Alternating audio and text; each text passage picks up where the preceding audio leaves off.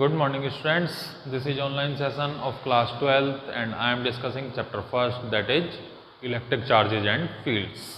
Last lecture में हमने dipole में जो पोटेंशियल एनर्जी स्टोर होती है वो डेरिवेशन किया था और उससे रिलेटेड कुछ न्यूमेरिकल्स हमने परफॉर्म किए थे। आज एक नया टॉपिक स्टार्ट करने के लिए जा रहे हैं, दैट इज इलेक्ट्रिक फ्लक्स।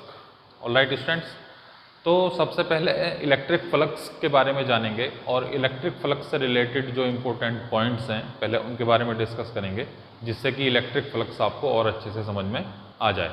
जैसे कि इसमें सबसे पहला पॉइंट होता है स्टूडेंट्स एरिया वेक्टर का। तो अभी तक हमने पढ़ा है, आपने 10th क्लास तक पढ़ा होगा कि एरिया एक स्केलर क्वांटिटी होती है, ठीक है। लेकिन कहीं कहीं पर फिजिक्स में, जैसे कि ये जब हम इलेक्ट्रिक फ्लक्स इसमें पढ़ेंगे आगे, इसमें हम गॉस थ्योरम भी परफॉर्म करेंगे, तो वहाँ पे हम क्या लेंगे, एरिया एक वेक्टर क्वांटिटी है, ठीक है। जब हम एक क्लोज्ड सरफेस लेते हैं तो क्लोज्ड सरफेस में जब हमें किसी एक पर्टिकुलर छोटा सा एरिया सेगमेंट हमें फाइंड आउट करना होगा, तब हम उसमें देखेंगे कि उस एरिया की इलेक्ट्रिक फील्ड से डायरेक्शन कौन सी है। तो वहाँ पर एक नई टर्म निकल कर आएगी जिसको हम बोलते हैं एरिया वेक्टर या फिर एरिया एलिमेंट। तो सबसे पहले एरिया वेक्टर को समझते हैं। एरिया वेक्टर क्या चीज़ है, देखिए।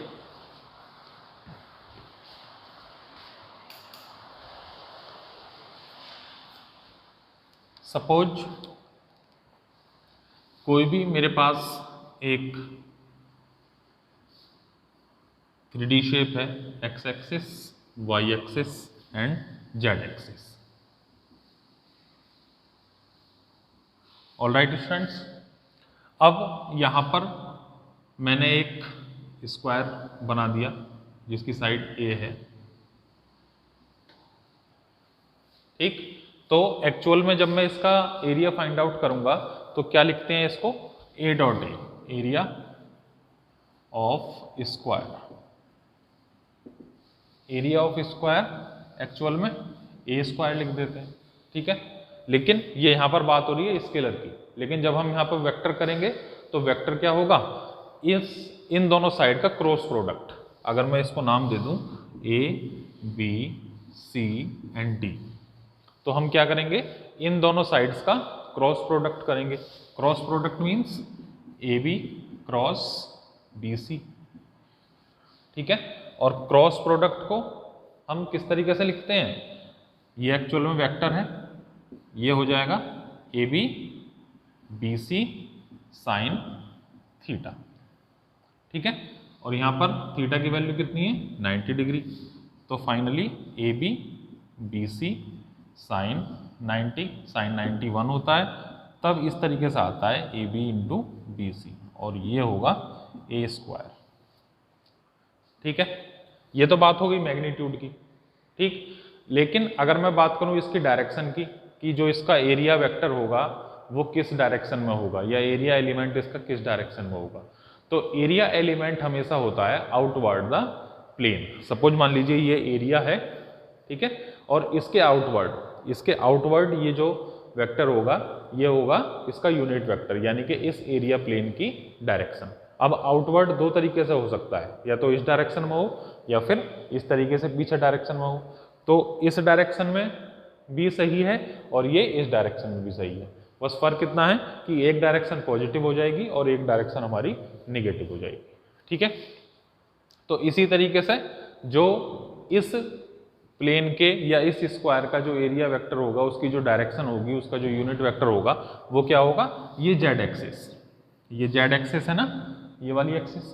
तो ये जेड एक्सिस बाहर की तरफ, जब हम इसको इस तरीके से लिखेंगे तो ये प्लस जेड एक्सिस हो जाएगा, और जब हम इसको पीछे की तरफ से लिखेंगे तो ये माइनस एक्सिस हो जाएगा। दोनों तरीके से ये सही है, ठीक है।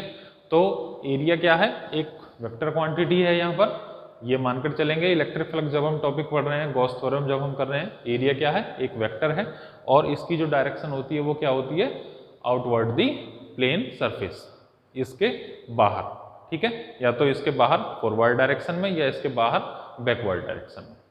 ये पॉइंट क्लियर हो गया स्टूडेंट्स। एरिया क्या है हमारा, एक वेक्टर क्वांटिटी है, ठीक है। अब डिस्कस करते हैं electric flux. Electric field lines के बारे में आपने पढ़ा होगा, इलेक्ट्रिक फील्ड लाइंस के बारे में आप जानते होंगे।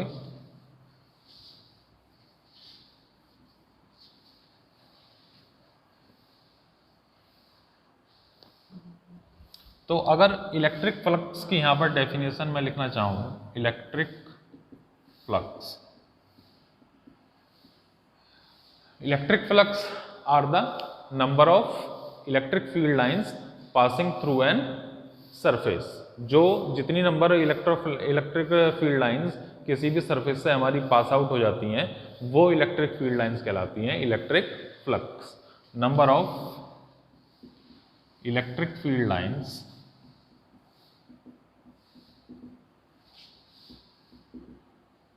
passing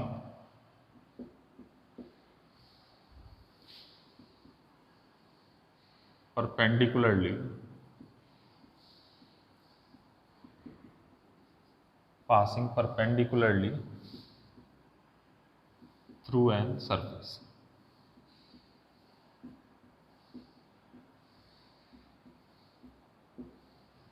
ऑल राइट, अब यहाँ पर एक डायग्राम ड्रॉ करते हैं। एक सरफेस मैंने ड्रॉ किया है यहाँ पर, ठीक है। यहाँ से कुछ इलेक्ट्रिक लाइंस होंगी जो इसके ऊपर से पास आउट हो जाएंगी और कुछ इलेक्ट्रिक लाइंस होंगी जो इसके अंदर से पास आउट होंगी, इस तरीके से।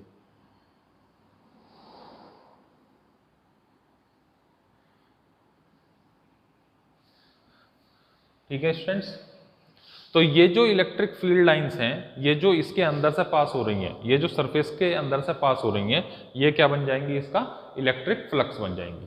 इनकी बात नहीं हो रही है जो ये ऊपर से निकल रही है, ठीक है। सरफेस को पार करके इस तरीके से सरफेस के अंदर से जो लाइंस निकलती हैं परपेंडिकुलरली, सरफेस के परपेंडिकुलरली, वो जो लाइंस होंगी वो क्या बन जाएंगी, इलेक्ट्रिक फ्लक्स।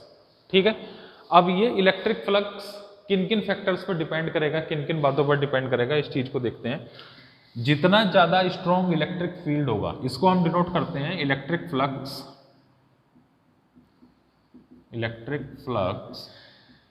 को हम डिनोट करते हैं फाई से। Alright, phi E. अब जितना ज्यादा इलेक्ट्रिक फील्ड हमारा स्ट्रॉन्ग होगा, number of electric field lines उतनी ज्यादा होंगी। ठीक है, ये क्या है, अगर इलेक्ट्रिक फील्ड लाइंस दूर दूर बन रही हैं तो इसका मतलब ये इलेक्ट्रिक फील्ड हमारा क्या है, वीक इलेक्ट्रिक फील्ड है। अगर इलेक्ट्रिक फील्ड लाइंस बहुत ज्यादा क्लोज हैं एक दूसरे के तो क्या होता है कि इलेक्ट्रिक फील्ड हमारा बहुत स्ट्रॉन्ग है। ठीक है, ये इलेक्ट्रिक फील्ड ज्यादा स्ट्रॉन्ग है इन कंपैरिजन टू दिस। तो इलेक्ट्रिक फील्ड हमारा जितना ज्यादा स्ट्रॉन्ग होगा, नंबर ऑफ फील्ड लाइंस किसी भी सरफेस से उतनी ज्यादा पास होंगी। ठीक है, तो इलेक्ट्रिक फ्लक्स फर्स्ट पॉइंट किस पर डिपेंड कर रहा है, स्ट्रॉन्ग या इलेक्ट्रिक फील्ड की वीकनेस क्या है और इलेक्ट्रिक फील्ड हमारा कितना ज्यादा स्ट्रॉन्ग है। जितना ज्यादा इलेक्ट्रिक फील्ड हमारा स्ट्रॉन्ग होगा, नंबर ऑफ फील्ड लाइंस भी उतनी ज्यादा उससे पास होंगी। तो फर्स्ट पॉइंट तो हो गया कि इलेक्ट्रिक फील्ड हमारा कितना स्ट्रॉन्ग है।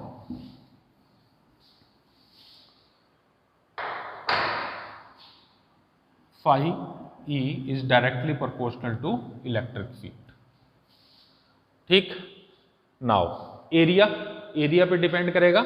अगर ये एरिया सपोज मान लीजिए छोटा होगा तो इससे नंबर ऑफ फील्ड लाइंस कम पास होंगी। अगर ये एरिया और ज्यादा बड़ा होगा तो इससे नंबर ऑफ फील्ड लाइंस और ज्यादा पास होंगी।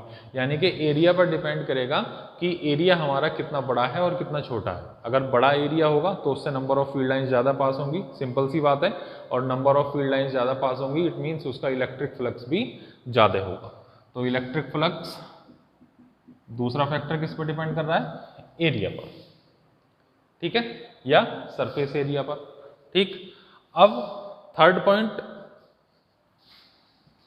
जब इन दोनों को कंबाइन करके लिखेंगे तो phi E is directly proportional to E into A. यहां पर बात हो रही है एरिया वेक्टर की, यहां पर बात हो रही है स्टूडेंट्स एरिया वेक्टर की।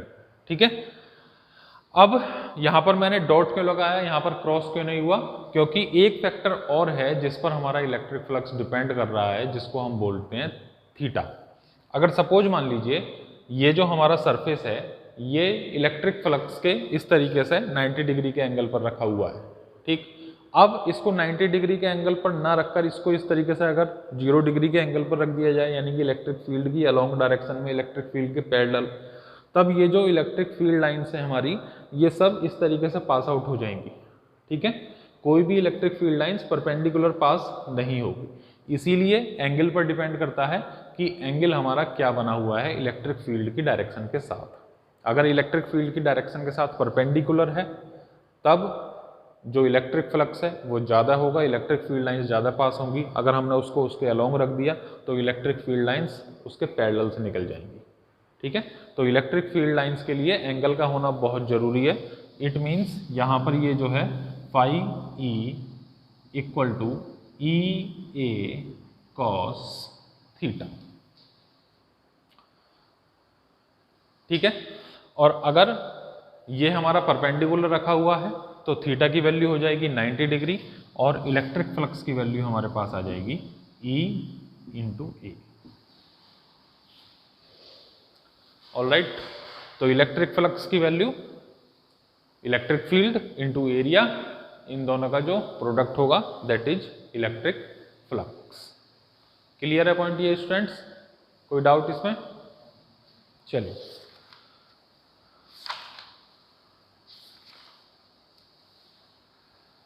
अब इलेक्ट्रिक फ्लक्स हमारी किस तरीके की क्वांटिटी है। यहाँ पर आप देख रहे हो कि यहाँ पर कोई भी अब वेक्टर फॉर्म में नहीं बचा, ये दोनों वेक्टर फॉर्म में थे, तो इनको जब हमने सिंप्लीफाई कर लिया तो ई ए कॉस थीटा आ गया। थीटा की वैल्यू अगर 90 डिग्री है तो सिंपल हमारे पास क्या रह जाएगा, E A. Now electric flux is a scalar quantity. Electric flux is a scalar quantity. Electric flux हमारी कैसी क्वांटिटी है, एक स्केलर क्वांटिटी है। इसको इरेज कर देते हैं।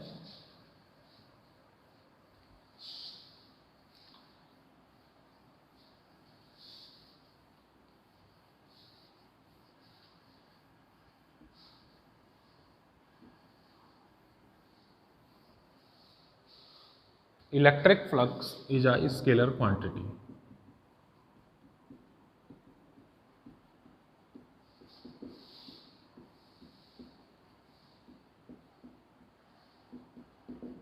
Electric flux is a scalar quantity.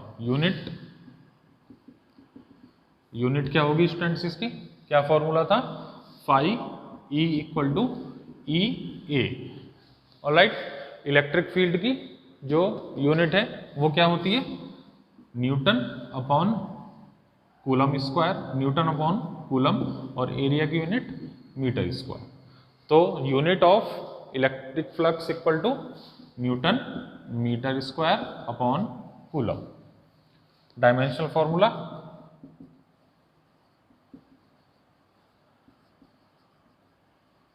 Dimensional formula होगा इसका, न्यूटन का डायमेंशनल फॉर्मूला यानी कि फोर्स का mLT-2, मीटर को हम लिखेंगे L स्क्वायर, एंड कूलम को A इंटू टी। ऑलराइट, ये आपने 11th क्लास में सीखा होगा जरूर। इसको थोड़ा सा सिंप्लीफाई कर लेंगे, mL³ T-3 A-1,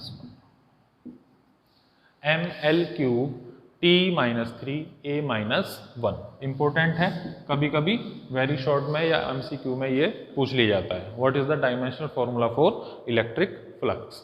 तो यहाँ पर mL³ T-3 A-1 कॉपी कर लीजिए यहाँ तक।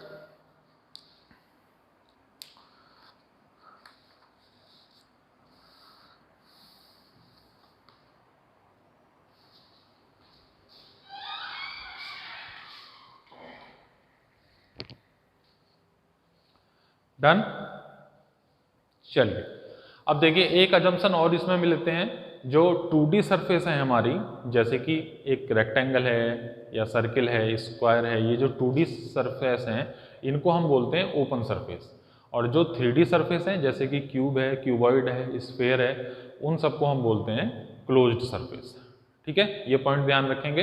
अगर 2D सरफेस है हमारा तो उसको ओपन सरफेस बोला जाएगा, और अगर हमारा सरफेस 3D है तो हम उसको बोलेंगे closed surface.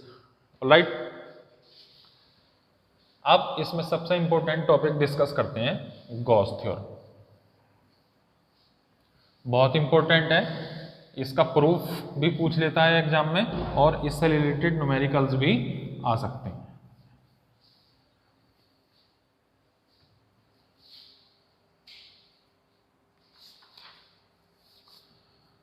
Gauss theorem,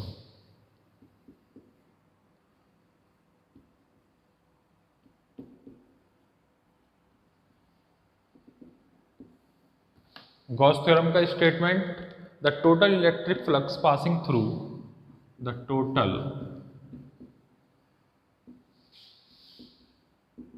electric flux passing over a closed surface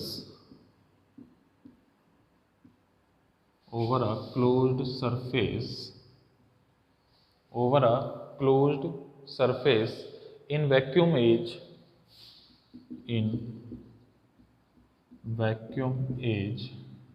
1 upon epsilon naught times 1 upon epsilon naught times of the total charge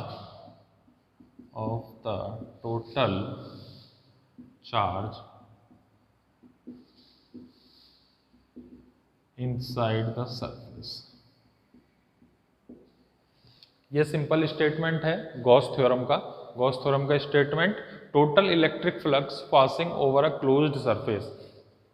जो टोटल इलेक्ट्रिक फ्लक्स है जब वो किसी क्लोज्ड सरफेस से पास होता है, और वो क्लोज्ड सरफेस कहाँ पर रखा हुआ है, वैक्यूम में रखा हुआ है, तो वो जो टोटल इलेक्ट्रिक फ्लक्स होगा वो 1 अपॉन एप्सिलॉन नॉट टाइम्स होगा किसके, total charge inside the flux.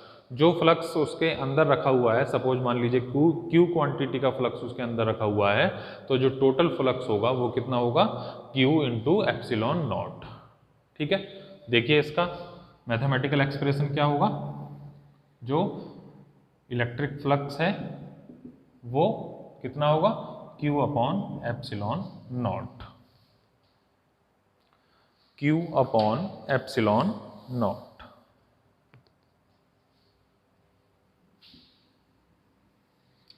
Total flux equal to Q upon epsilon naught. इसको प्रूफ करते हैं।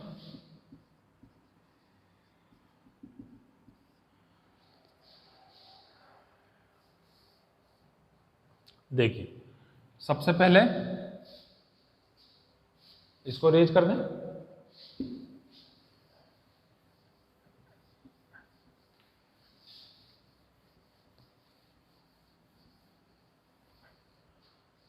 Proof of Gauss theorem.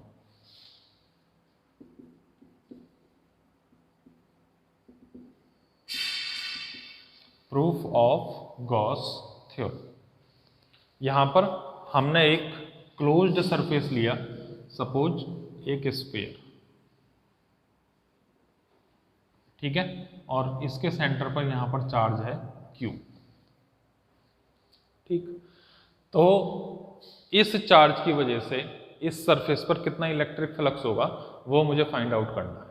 ठीक है, तो यहां से एक मैंने छोटा सा स्मॉल एरिया सेगमेंट निकाल लिया, दैट इज ds, छोटा सा स्मॉल सेगमेंट एरिया ds। अब इसकी सरफेस पे सपोज मान लीजिए एक पॉइंट है P, और यहां से इसकी डिस्टेंस है r। ठीक है, तो इस चार्ज की वजह से r डिस्टेंस पर जो इलेक्ट्रिक फील्ड इंटेंसिटी होगी वो स्टूडेंट कितनी होगी, electric field intensity, electric field intensity at point P due to Q। Charge Q की वजह से इलेक्ट्रिक फील्ड इंटेंसिटी यहां पर कितनी होगी, E equal to 1 upon 4 pi epsilon naught Q upon R square. ठीक है, इस चार्ज की वजह से R डिस्टेंस पर electric field intensity E equal to 1 upon 4 pi epsilon naught Q upon R square. Now electric flux मुझे यहाँ पर फाइंड आउट करना है, तो इलेक्ट्रिक फ्लक्स कितना हो जाएगा, ई, इलेक्ट्रिक फ्लक्स को डिनोट करेंगे फाई ई से, फाई ई इक्वल टू, ये साइन यहाँ पर लगा रहा हूँ मैं, क्यों, क्योंकि यहाँ पर ये छोटे छोटे एरिया में जब मैं इस पूरे सरफेस को डिवाइड कर दूंगा, तो पूरे सरफेस को जब मैं डिवाइड करूंगा और छोटे छोटे स्मॉल सेगमेंट्स में मैंने उसको डिवाइड कर दिया, तो जब उन सारे सेगमेंट्स को जोड़ा जाएगा, और जोड़ने के लिए हम क्या सिंबल यूज करते हैं, एक mathematical operation, that is integral. ठीक है, इंटीग्रल में ये मैंने एक क्लोज्ड सर्किल बना दिया। ये सर्किल क्या डिनोट कर रहा है कि जो सरफेस है हमारा वो किस टाइप का सरफेस है, क्लोज्ड सरफेस है।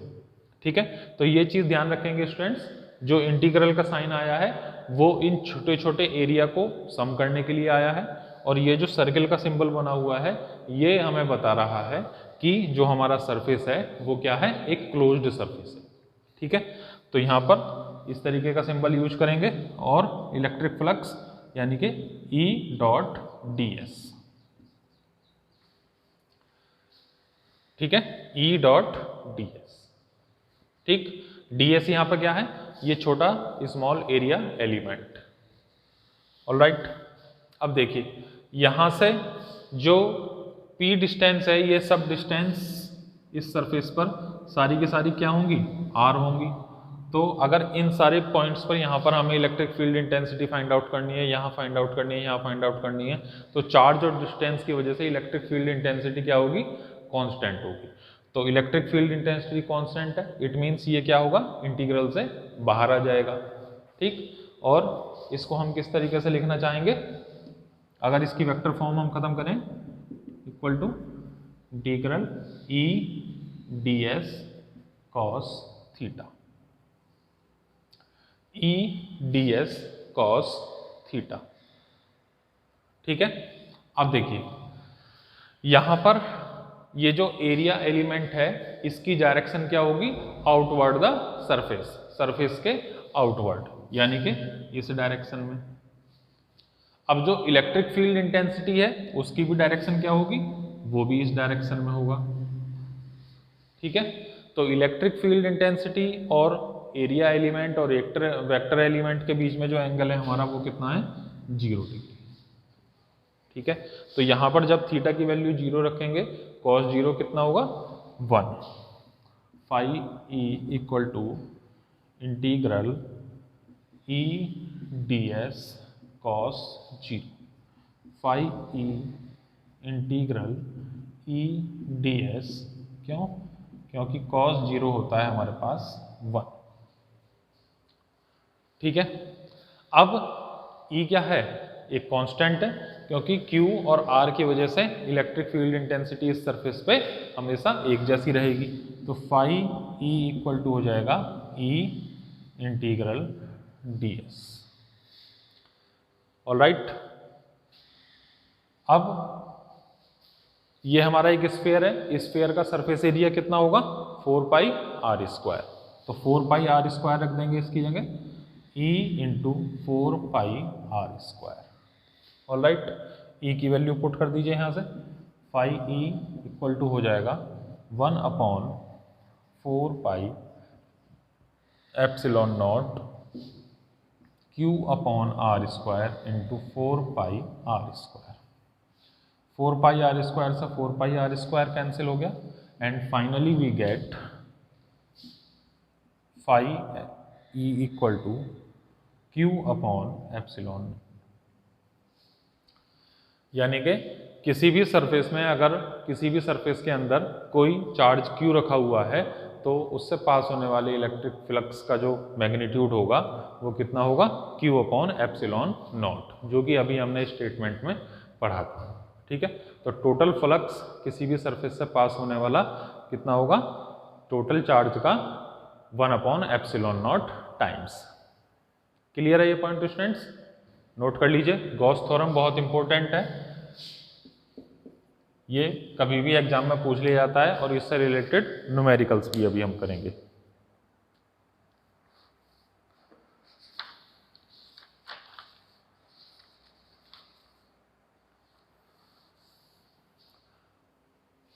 Done everybody.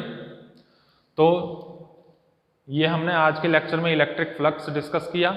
इलेक्ट्रिक फ्लक्स से रिलेटेड जो गॉस थ्योरम है वो हमने डिस्कस की।